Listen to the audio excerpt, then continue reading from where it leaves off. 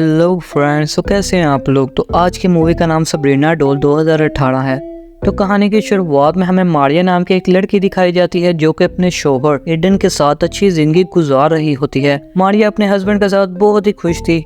उनकी एक बांजी होती है जिसका नाम वानिया था और इन दोनों ने से गोद ले लिया था क्योंकि कुछ ही दिन पहले वानिया के पेरेंट्स की अजीब तरह से मौत हो गई थी। मारिया और एडन वानिया को बहुत प्यार करते थे, लेकिन वो अभी अपनी मॉम को बहुत मिस करती थी और हमेशा उदास रहती थी। एडन की एक टॉय फैक्ट्री थी जहाँ वो डॉल्स बनाकर बेचता था। कुछ ही दिन पहले उसने एक डॉल बनाई थी जिसका नाम सबरीना था और ये डॉल्स बच्चे बहुत ही शौक से खरीद रहे थे। एडन ने अपनी बीवी मारिया के लिए दूसरी सबरीना डॉल से बड़ी एक सेकंड एडिशन सबरीना डॉल बनाई थी जो कि बहुत बड़ी और अच्छी थी। मारिया को एडन का दिया हुआ ये तोहफा बहुत अच्छा लगा था। अगले सीन में हमें दिखाया जाता है कि वानिया जो कि अपने स्कूल में है, वहाँ पर उसका एक दोस्त चार्ली गेम खेल रहा होता है। इस बच्चे का नाम डिटो था और वो ये गेम चार्ली की मदद से अपनी ग्रैंड मदर के सोल को यहाँ पर बुला रहा था, यानी रियल वर्ल्ड में। वानिया को ये देखकर बहुत अच्छा लग रहा था। डिटो वानिया को बताता है कि इस गेम को खत्म करने के लिए लोगों को प्रे करनी होती है ताकि इस गेम से बुलाई गई सोल वापस जा सके। डिटो वानिया को iOS ऐप के बारे में भी बताता है जिसकी मदद से सोल्स को ढूंढ कर देखा जा सकता था।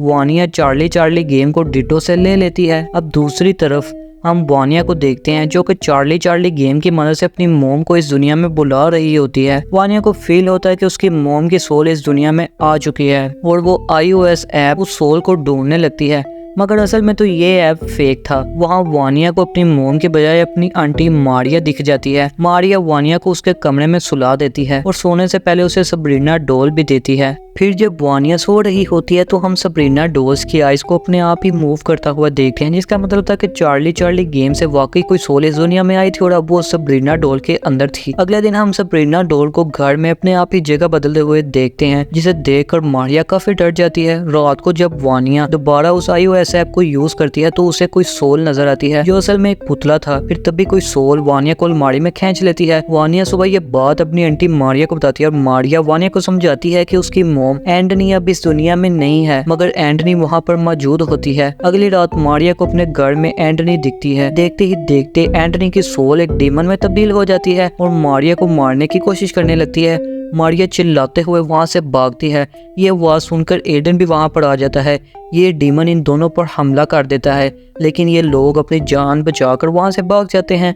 अब वो लोग जान गए थे कि उनके घर में एक डीमन है जो बहुत ताकतवर भी है। फिर वो लोग मिसेस लॉरास और उनके हस्बैंड मिस्टर रिनार्ड से मिलने जाते हैं जो कि पैरानॉर्मल एक्सपर्ट थे। फिर वो दोनों उनके साथ फौरन उनके घर जाते हैं और वहाँ चार्ली गेम की मदद से एंटनी को वापस उसकी दुनिया में भेजने की कोशिश करते हैं। इसी दौरान चार्ली गेम के बोर्ड को अपने आप ही आग लग जाती है और तभी घर की सारी लाइट्स भी बंद हो जाती हैं। अंधेरे में ये डीमन वानिया को पोजेस यानी काबू में कर लेता है और वानिया मिसेस लॉरास पर हमला कर देती है ताकि वो ये सब ना कर सके। लॉरास किसी तरह भी उस हमले से बचते हुए वानिया की बॉडी से उस डीमन को बाहर निकाल लेती है, लेकिन ये डीमन अब आजाद होकर उन सब पर हमला करता है और काफी लड़ाई के बाद मिसेस लॉरास उस डीमन को उसी घर के अंदर कैद कर देती है।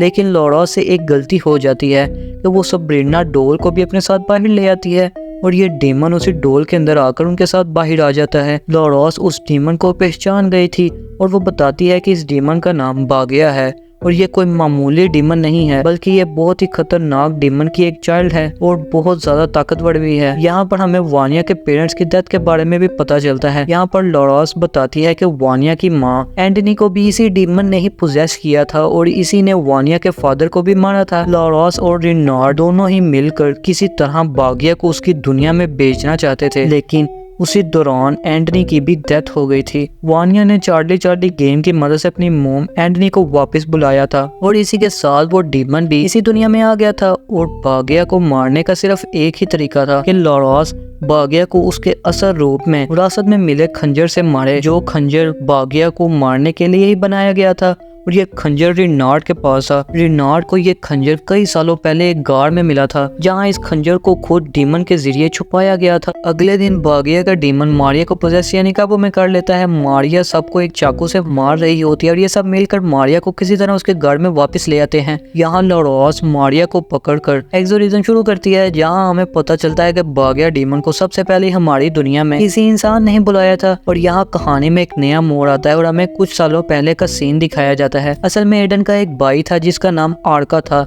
इन दोनों के फादर की एक टॉय कंपनी थी और उनके फादर को हमेशा आर्का के बनाए हुए टॉयज ही पसंद आते थे, जिसकी वजह से एडन बहुत जेलस फील करता था। जब इनके फादर की डेथ हुई तो इन्होंने अपनी प्रॉपर्टी का 60% आर्का के नाम कर दिया और एडन के हिस्से सिर्फ 40% ही प्रॉपर्टी आई थी। और इस बात से एडन को बहुत तकलीफ हुई और वो एक मैजिशियन के पास गया, क्योंकि वो अपने बड़े भाई को काले जादू की मदद से मरवाना चाहता था, क्योंकि उसे पूरी प्रॉपर्टी चाहिए थी। और उसी मैजिशियन ने बागिया के डेमन को इस दुनिया में बुलाया था और उस डीमन को एक इंसानी जिस्म चाहिए था। उस डीमन ने पहले आर्का को पोजेस्ट करने की कोशिश की थी, लेकिन आर्का उसके काबू में ना आ सका।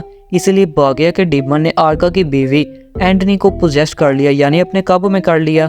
एंटनी और आर्का ही वानिया के पेरेंट्स थे और जब लॉरास ने उस डीमन का मुकाबला किया तो उस दिन एंटनी और आर्का दोनों की मौत हो गई थी, यानी वानिया के पेरेंट्स की मौत का जिम्मेदार एडन था। अब दूसरी तरफ देखा जाए तो अब बागिया के डीमन को एक और इंसानी जिस्म की ज़रूरत थी और वो एडन को ही पोजेस कर लेता है, क्योंकि एडन का जिस्म काफ़ी मजबूत था। अब पोजेस्ड एडन उन सभी पर हमला कर देता है और रेनार्ड किसी तरह उस डीमन को एडन के जिस्म से बाहर निकालता है। अब ये डीमन अपनी असल शक्ल में लॉरास पर हमला कर देता है और इसी दौरान लॉरास विरासत से मिले उस खंजर से बागिया के डीमन पर हमला करती है और इसे हमेशा के लिए मार देती है।